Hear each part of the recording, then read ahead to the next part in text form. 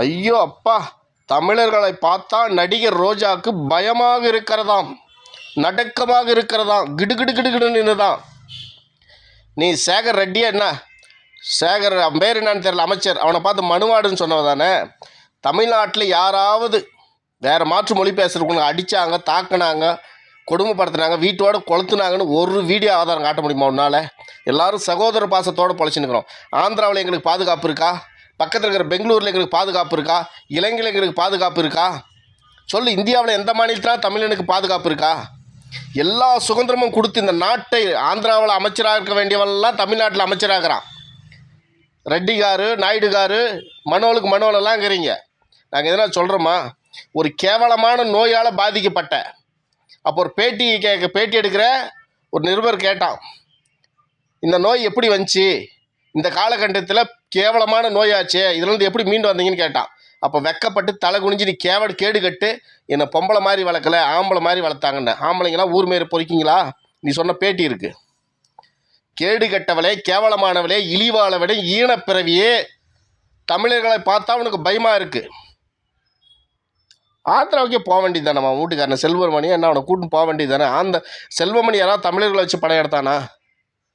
எடுக்கலை. தமிழ் இன்ட்ரெஸ்டில் இருக்கிற எவனாவது சிவகார்த்திகனை தோண்டி, விஜய் சேதுபதி தோண்டி, நடிகர் தனுஷை முதல் கொண்டு இன்றைக்கி இருக்கிற டாப்புன்னு தமிழ்நாட்டில் இருக்கிற அத்தனை நடிகளும் தமிழர் கிடையாது, பிறமொழிக்காரர் தான்.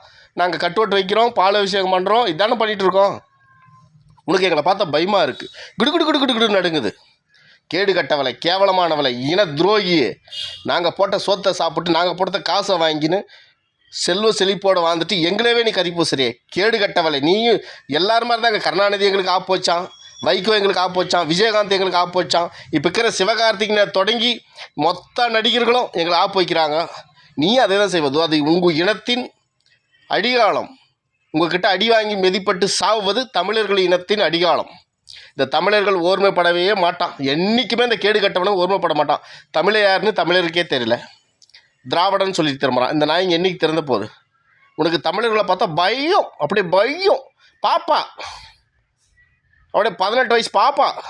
நாங்கள் அப்படியே பெரிய மீசை வச்சுட்டு அருவாளை வச்சுக்கின்னு அப்படியே வேல் கம்பி வச்சுன்னு தெருவில் கடன்னு ஓடுறோம். அப்படியே நடுங்கி போய் உள்ள பாத்ரூம் பக்கம் படுத்துக்கிறா.